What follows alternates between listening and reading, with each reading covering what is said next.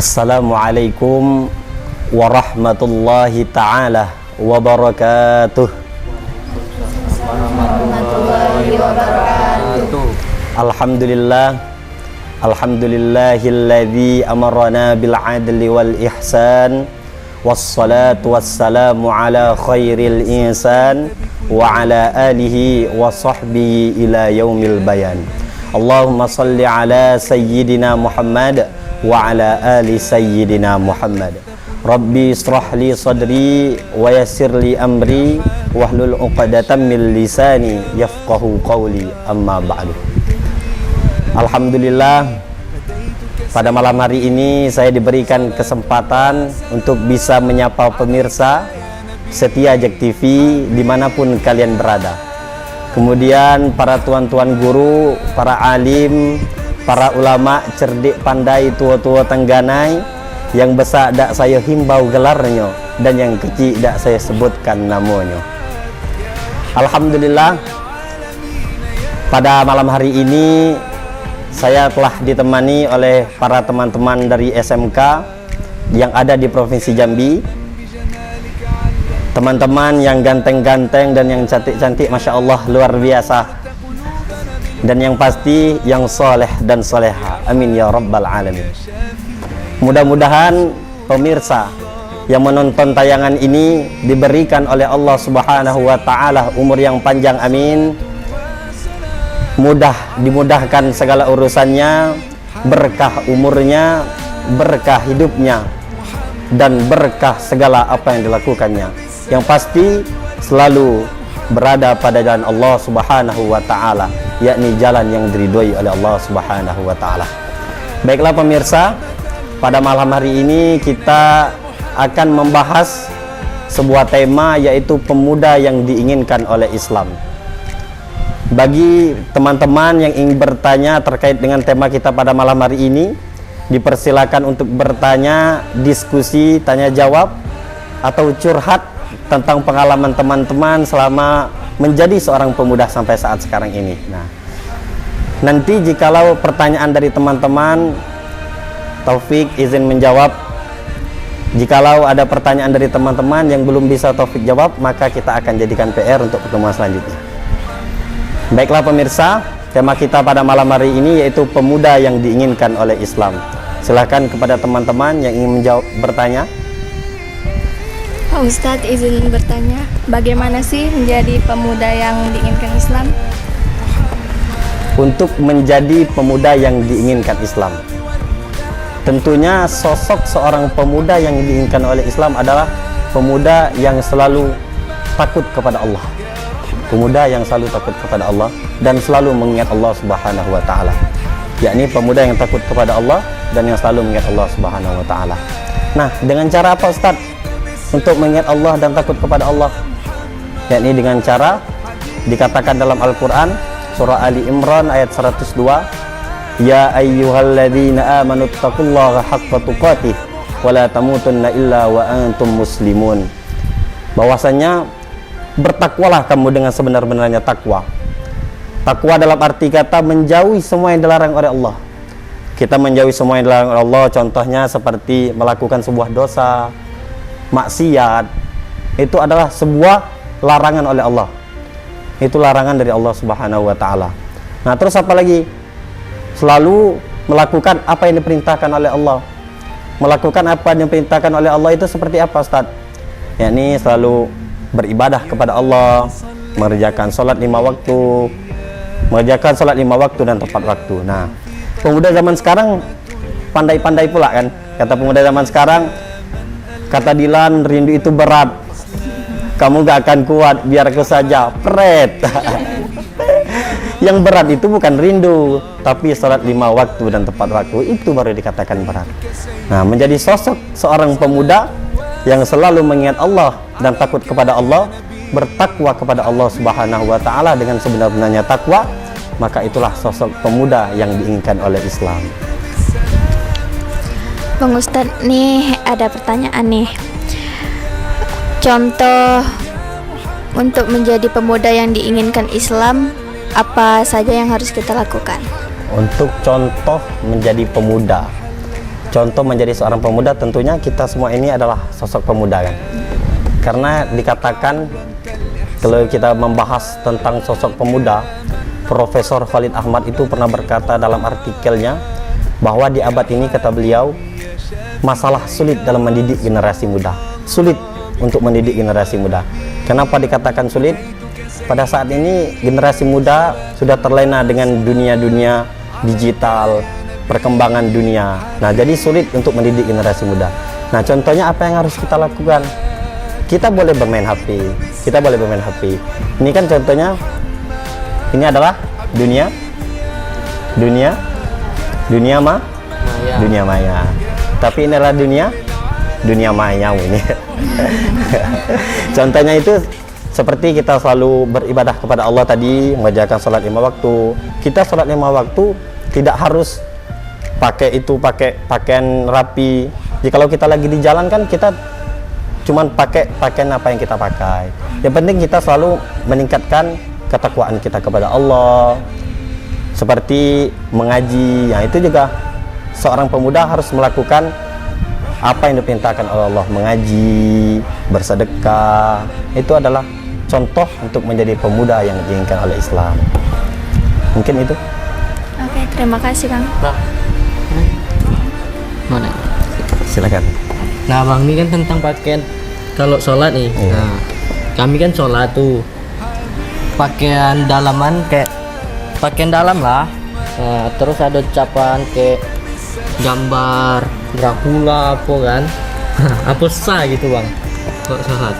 Jikalau kita berbicara tentang pakaian salatnya, berbicara tentang pakaian sholat. Nah, tadi dikatakan, Ustadz, kalau kita sholat pakai baju kaos yang gambarnya belakangnya ada gambar tengkorak lah, gambar jin lah, gambar setan lah. Nah, itu kan, apakah boleh Pak Ustadz? Nah, menurut hukum Islam, sholat itu memakai seragam yang bersih, karena kita akan menghadap Allah.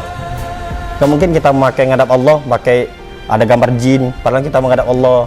Sama kayak kalian mau minta duit sama mak misalnya kan, mak minta duit mak, pasti nak bagus-bagus, mak minta duit mak untuk beli ini.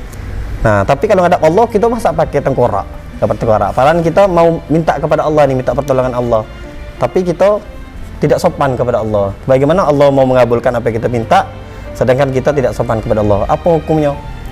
Kita sholat itu kan, jikalau kalian sholat nih, di depan kalian itu bajunya ada bacaan misalnya gambar tengkorak atau sarung. Nah, laki-laki sering nih sarung sholat di masjid. Nah, sarung itu kan ada bacaan wadimor, gajah duduk.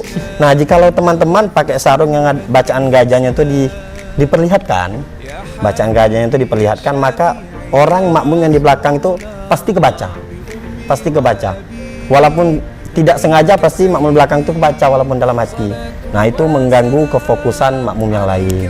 Masalah diterima atau tidaknya itu urusan Allah Subhanahu wa taala. Nah, itu. Terus sih Bang Ustaz. Mungkin itu dulu. Masih banyak teman-teman ingin bertanya atau curhat tentang pengalaman teman-teman selama menjadi seorang pemuda, maka akan kita lanjutkan setelah yang berikut ini. Tetap di Lensa Kolbu.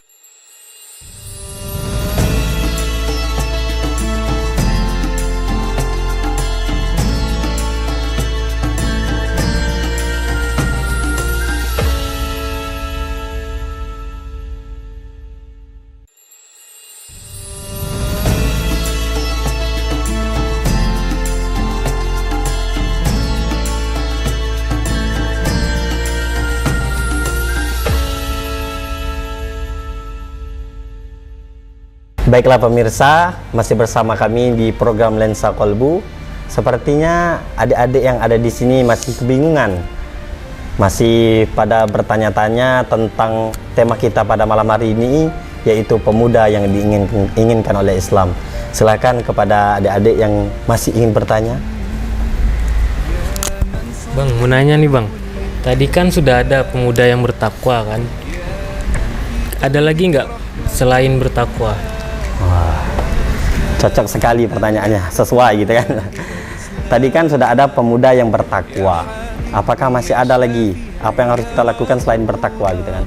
Yaitu apa yang kita harus lakukan, yaitu pemuda yang beriman.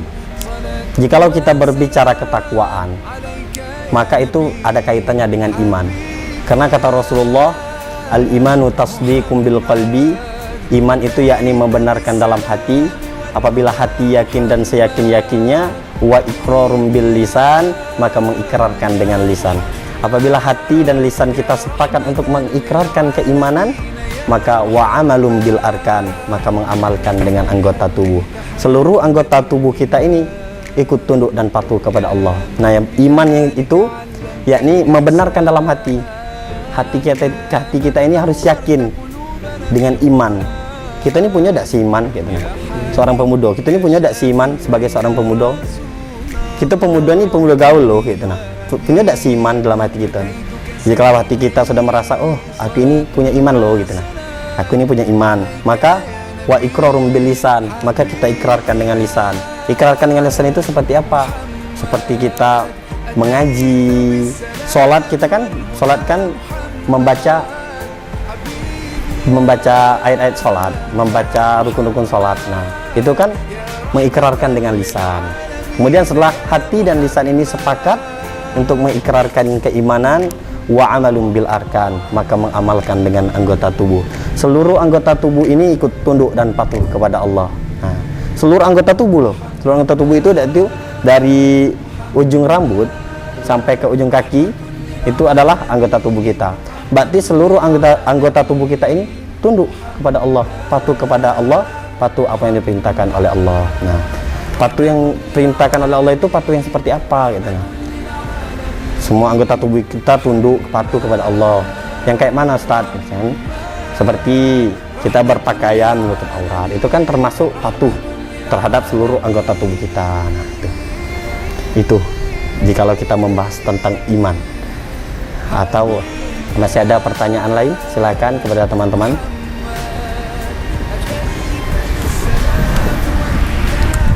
Izin bertanya Bang Ustadz, apakah ada sosok pemuda kebanggaan Islam pada zaman Rasulullah? Sosok pemuda kebanggaan Islam pada zaman Rasulullah. Pada zaman Rasulullah, sosok pemuda kebanggaan Islam. Pada zaman sekarang, apakah ada sosok pemuda kebanggaan Islam? Ada zaman sekarang sosok pemuda kebanggaan Islam? Tentu ada dan tentu tidak. Kalau kita berbicara tentang sosok pemuda kebanggaan Islam zaman sekarang, kita berbicara zaman sekarang dulu kan, kita bandingkan dengan zamannya Rasulullah. Jikalau kita berbicara pemuda zaman sekarang, di luaran sana banyak pemuda-pemuda yang putus sekolah, terus menganggur, hidupnya tidak teratur, rambutnya tidak pernah dicukur, cita-citanya ingin jadi gubernur. Nah, tapi hobinya tidur mendengkur di atas kasur, sehingga apa?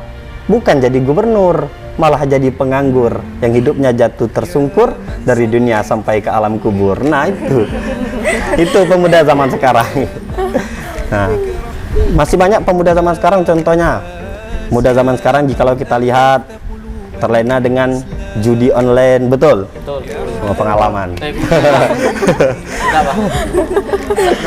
Terlena dengan judi online. Terus banyak pemuda-pemuda, jikalau kita lihat di TikTok itu kan, konten-konten yang tidak berfaedah, konten-konten yang tidak keruan gitu kan. Nah, banyak itu di TikTok konten-konten yang tidak keruan. Itu dilihat oleh seorang laki-laki. Nah, itu. Nah, masih banyak lagi pemuda-pemuda zaman sekarang yang terjerumus dikarenakan pengaruh yang sangat luar biasa. Nah, jikalau kita bandingkan dengan sosok pemuda di era Rasulullah atau di zamannya Rasulullah, kita pertama ada nama Zaid bin Sabit. Zaid bin Sabit ini adalah sahabatnya Rasulullah. Nah, Zaid bin Sabit ini sahabatnya Rasulullah. Zaid bin Sabit ini menjadi sekretarisnya Rasulullah pada waktu itu. Menjadi sekretarisnya Rasulullah. Tugas Zaid bin Sabit ini yaitu apabila ada surat dari kesultanan maupun dari usaha-pengusaha yang di zaman tersebut, maka tugas Zaid bin Sabit untuk menulisnya atau menerjemahkannya. Nah, kemudian Zaid bin Sabit ini disuruh oleh Rasulullah, diperintahkan oleh Rasulullah untuk menguasai bahasa Yunani. Pada waktu itu bahasa Yunani, untuk menguasai bahasa Yunani hanya dengan waktu 17 malam. Nah, bayangkan, untuk menguasai bahasa asing yang tidak kita tahu hanya dengan waktu 17 malam. Jikalau adik-adik misalnya nih disuruh menguasai bahasa Arab misalnya, atau bahasa Inggris, karena dikasih waktu 1 bulan lah, nggak usahlah 17 malam, terlalu cepat. 1 bulan. Nah, apakah adik-adik mampu untuk menguasai? Tentu tidak dengan waktu sesingkat itu.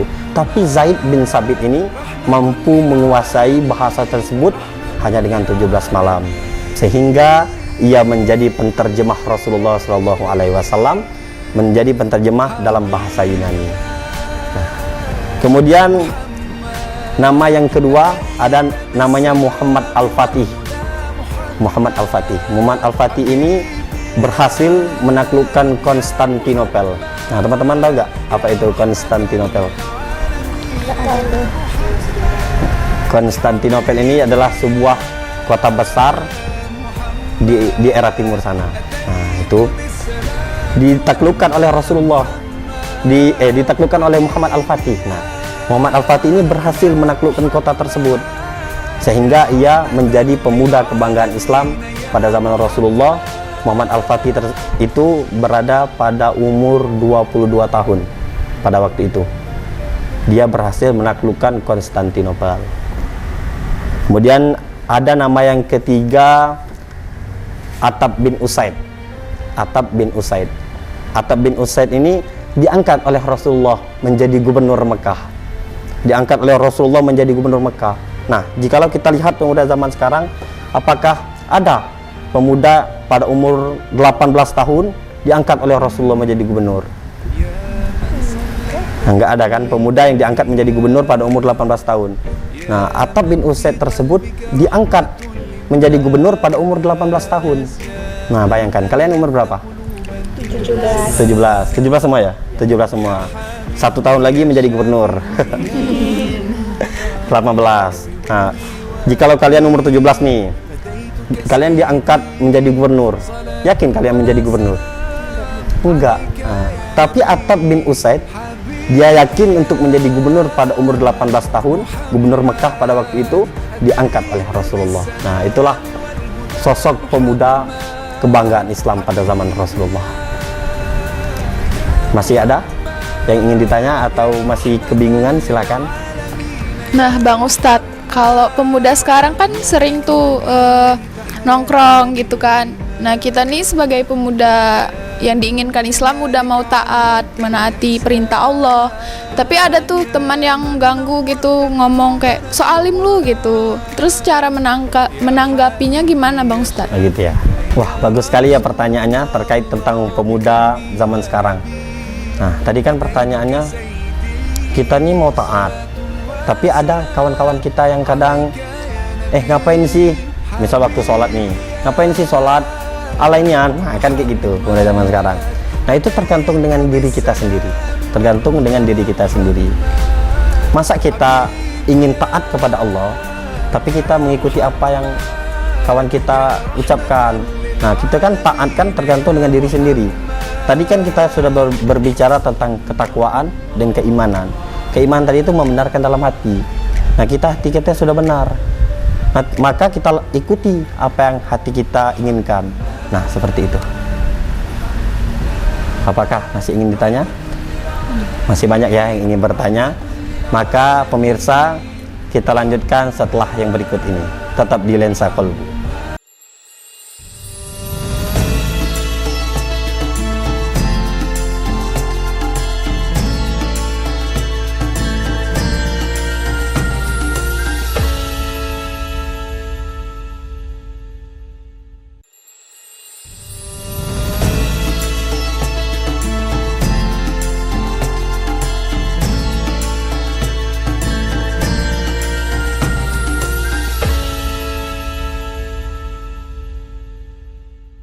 Baiklah pemirsa, terima kasih Anda masih bersama kami di dalam program Lensa Kolbu.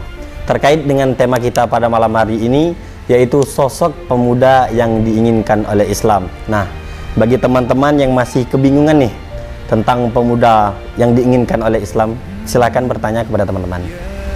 Nah, Bang Ustadz, tadi kan ada dua contoh kan, yaitu pemuda yang bertakwa dan juga beriman. Apakah cuma dua itu? Apakah ada kelanjutannya? Tolong dijelaskan, Bang. Pertanyaan yang bagus.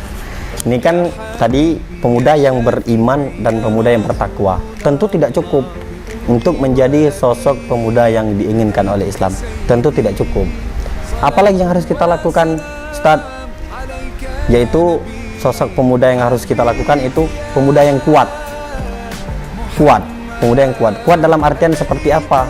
Bukan hanya sekedar bisa kuat dalam jalan-jalan, kuat dalam healing, nongki, ya itu bukan kuat namanya.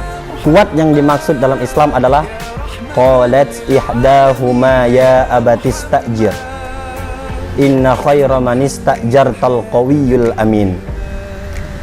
Ini adalah kisah asbabun nuzul ayat ini berkenaan dengan Nabi Musa alaihissalam. Nah, ditanya oleh Nabi Shu'aib, wahai putriku, bagaimanakah sikap Musa alaihissalam? Kata beliau, bagaimana sikap Musa alaihissalam? Maka putrinya menjawab, Musa ini adalah sosok pemuda yang kuat. Sosok pemuda yang kuat. Ia mampu mengangkat batu penutup sumur yang besar. Batunya besar. Nabi Musa alaihissalam mampu mengangkat batu besar itu. Padahal batu besar itu bisa diangkat hanya dengan 10 orang pemuda. Tapi Nabi Musa alaihissalam mampu mengangkatnya dengan seorang diri. Nah, ia adalah sosok pemuda yang kuat. Maka dikatakan dalam ayat itu adalah pemuda yang kuat. Nah, selanjutnya pemuda yang kuat dalam artian seperti apa? Ada seorang pemuda yang siang harinya ia bercucuran keringat melawan kerasnya dunia ini, seperti ia berusaha kerja keras mencari nafkah untuk keluarga, untuk orang tuanya. Nah, pemuda itu pemuda yang kuat, pemuda yang tangguh. Pada siang harinya ia bercucuran keringat melawan kerasnya dunia. Namun pada malam harinya ia tetap tersungkur dan bersujud kepada Allah, memohon ampun dan pertolongan. Itulah dikatakan pemuda yang kuat. Walaupun siang harinya ia tetap mencari nafkah, bercucuran keringat, tapi pada malam harinya ia tidak ngeluh. Tidak ngeluh, capek pengen istirahat ia tidak ngeluh, tapi ia tetap beribadah kepada Allah Subhanahu wa taala, meminta ampun kepada Allah Subhanahu wa taala dan meminta pertolongan kepada Allah Subhanahu wa taala. Itulah yang dikatakan pemuda yang kuat. Terus apa lagi Pak Ustadz? Yaitu pemuda yang dapat dipercaya. Pemuda yang dapat dipercaya itu penting. Kenapa dikatakan penting? Jikalau teman-teman ingin kerja keras, tapi teman-teman bohong terhadap apa yang teman-teman lakukan. Nah, seperti contohnya seperti teman-teman jualan nih, misalnya jualan, pengusaha. Nah, teman-teman mengurangi apa yang seharusnya pas, misalnya 1 kilo, tapi teman-teman biar menjadi 1 kilo, teman-teman kurangi 8 mato, 8 ons, kurang 2 ons. Nah, itu termasuk bohong. Nah, sosok pemuda itu harus dapat dipercaya. Jikalau pemudanya tidak dapat dipercaya, maka itu belum bisa dikatakan pemuda yang diinginkan oleh Islam. Nah, tadi yang pertama yaitu bertakwa, beriman, kuat, dan dapat dipercaya. Nah, mungkin itu dulu. Masih ada yang ingin ditanyakan? Silakan kepada teman-teman. Ustadz mau nanya nih, ada nggak sikap Rasulullah waktu zaman muda dulu yang bisa kita ambil buat contoh? Sikap Rasulullah pada waktu muda dulu yang bisa ambil kita contoh. Pada sikap Rasulullah, suri tauladan Rasulullah itu, Rasulullah ini adalah Al-Amin, dapat dipercaya. Tadi udah kita bahas dapat dipercaya ya. Berarti kita bahas yang lain. Berarti sosok pemuda Rasulullah itu, Rasulullah ini adalah sosok pemuda yang cerdas, berilmu, memiliki ilmu pengetahuan yang luas. Nah, itu yang harus kita contoh. Sosok pemuda yang memiliki ilmu pengetahuan yang luas. Karena dikatakan dalam Al-Qur'an, yarfa'illahu alladhina amanu minkum walladzina utul ilma darajat. Menurut Imam Jalaluddin As-Suyuti dan Imam Jalaluddin Al-Mahalli, di dalam tafsir Jalalain beliau pernah mengatakan, yarfa'illahu alladzina amanu minkum bitta'ati fi zalik walladzina utul ilma darajat fil jannah. Allah akan mengangkat derajat orang beriman, yakni dengan ketaatan kepada Allah. Dengan ketaatan kepada Allah, nah Allah akan mengangkat derajatnya, derajat orang-orang yang beriman. Kemudian derajat orang yang berilmu, kata Allah, Allah akan mengangkat derajat orang yang berilmu di surganya Allah. Nah bayangkan, di surganya Allah, Allah akan mengangkat derajat orang yang berilmu. Jikalau kalian memiliki ilmu pengetahuan, ilmu agama yang luas, maka Allah akan jamin mengangkat derajat kalian di surganya Allah. Jikalau kalian tidak bisa mengangkat derajat kalian atau derajat orang tua kalian di dunia, maka angkatlah derajat orang tua dan derajat kalian di surganya Allah. Nah, mungkin itulah contoh dari Rasulullah yang dapat kita ambil. Apakah masih ada pertanyaan? Silakan yang ingin bertanya. Nah, Bang Ustadz, tadi kan tentang pemuda tuh. Nah, pemuda di zaman Rasulullah tuh ikut perang membela Islam gitu kan. Nah, apakah kita nih sekarang ikut perang? Nah, tidak mungkin kan, Bang? Iya. Nah, kayak mana tuh, Bang? Ya dikira Islam. Oke. Tentang masalah perang, dulu kan memang betul pemuda zaman dulu pada zaman Rasulullah itu perang untuk menegakkan Islam, untuk menegakkan tauhid. Ikut perang pemudanya tanpa mengenal apa itu ilmu, tanpa belajar ilmu. Nah, pemudanya ikut perang di zaman Rasulullah. Nah, lantas kita sekarang yang tidak perang, bahkan kita banyak ilmu pengetahuan yang bisa kita ambil, apa yang harus kita lakukan? Apa kita perang juga untuk menjadi seorang pemuda kebanggaan Islam? Tentunya tidak. Karena zaman sekarang kan tidak ada lagi peperangan seperti zaman Rasulullah. Tapi ingat, ada peperangan yang harus kita lawan, yaitu peperangan diri sendiri. Peperangan diri sendiri. Nah, peperangan diri sendiri itu seperti apa, Ustaz? Yaitu kita melawan rasa malas. Kita melawan rasa malas kita bangkit untuk mencari ilmu. Nah, pada zaman Rasulullah kan tidak ada itu mencari ilmu, tidak ada. Dia hanya perang untuk menegakkan Islam. Tapi itu adalah pemuda-pemuda yang dibanggakan Islam, tapi perang. Nah, pemuda zaman sekarang itu kita lawan diri kita.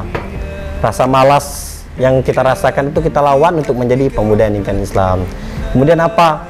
Kita lawan, kita perangi. Kita perangi dunia yang penuh dengan digital ini. Kita perangi dengan rasa ketaatan kita kepada Allah. Mungkin itu. Contohnya, Bang Ustadz?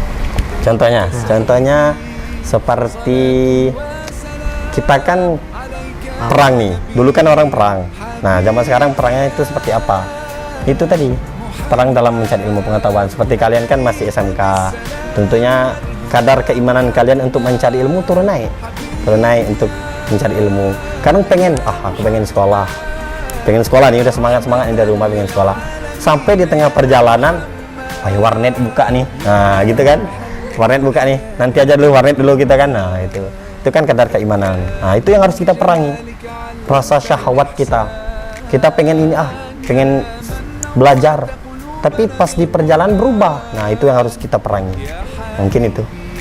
Nah, untuk teman-teman yang masih ingin bertanya, diskusi terkait dengan tema kita pada malam hari ini, maka akan kita lanjutkan setelah yang berikut ini.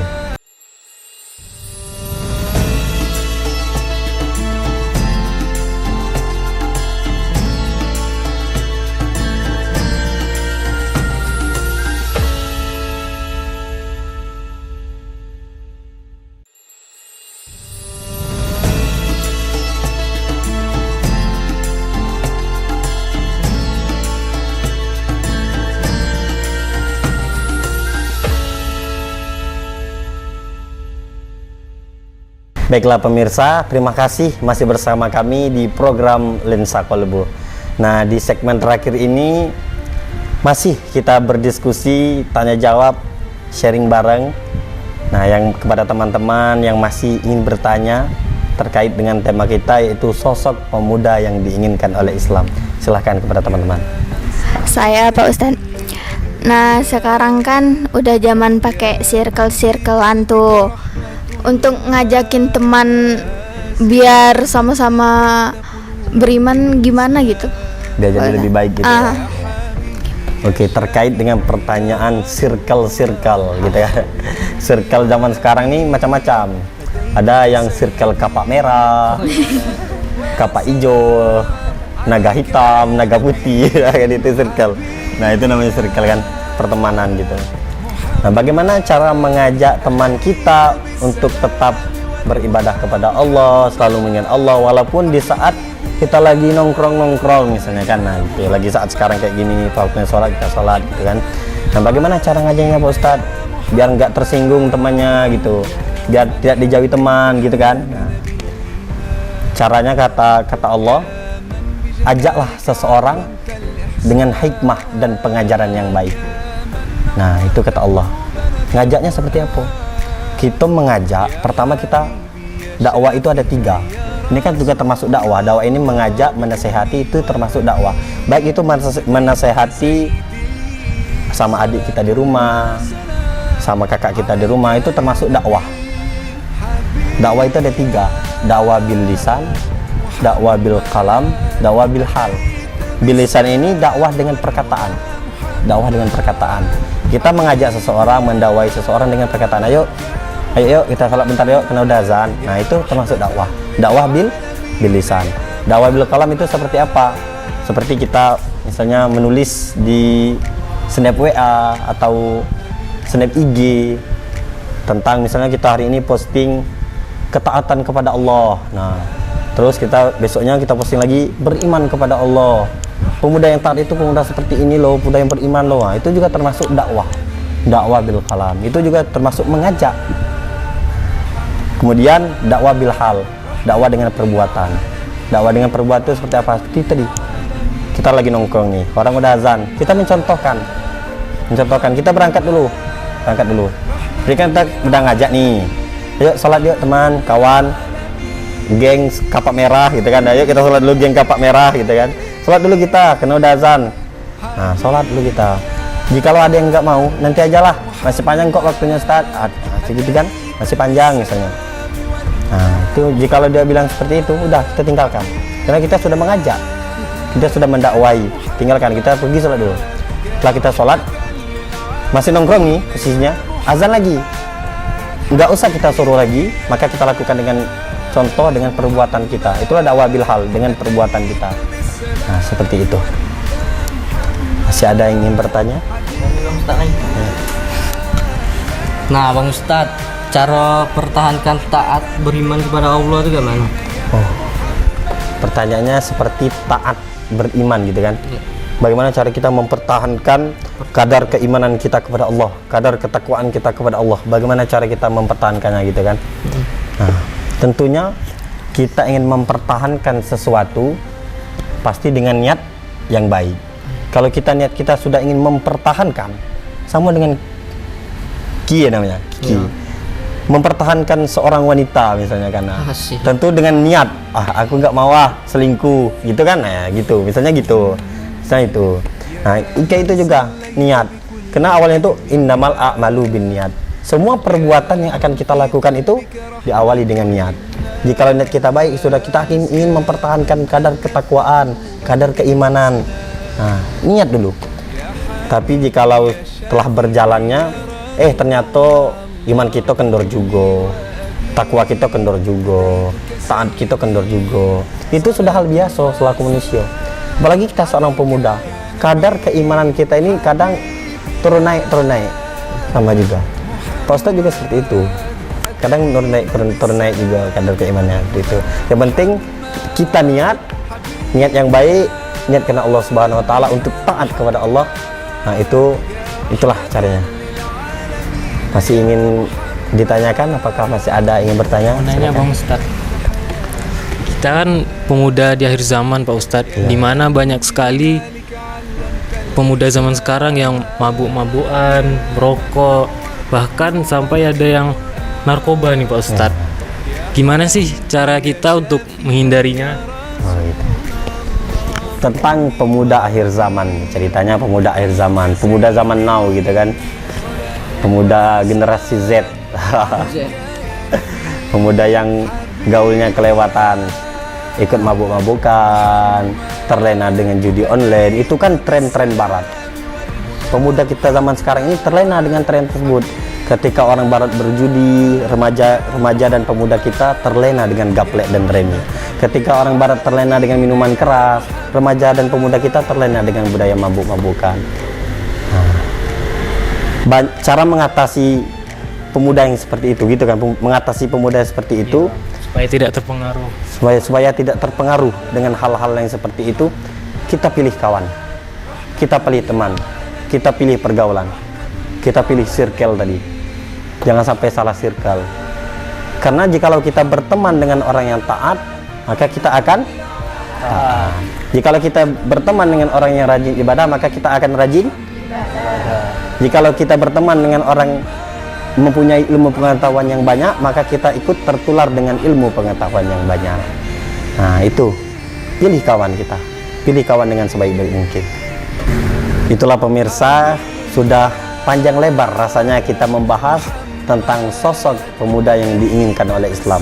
Sebagai kesimpulannya, kita simpulkan bahwa sosok pemuda yang diinginkan oleh Islam, yang pertama pemuda yang bertakwa, kemudian beriman, kemudian pemudanya harus kuat dan dapat dipercaya, dan juga pemudanya tidak terlena dengan dunia sekarang.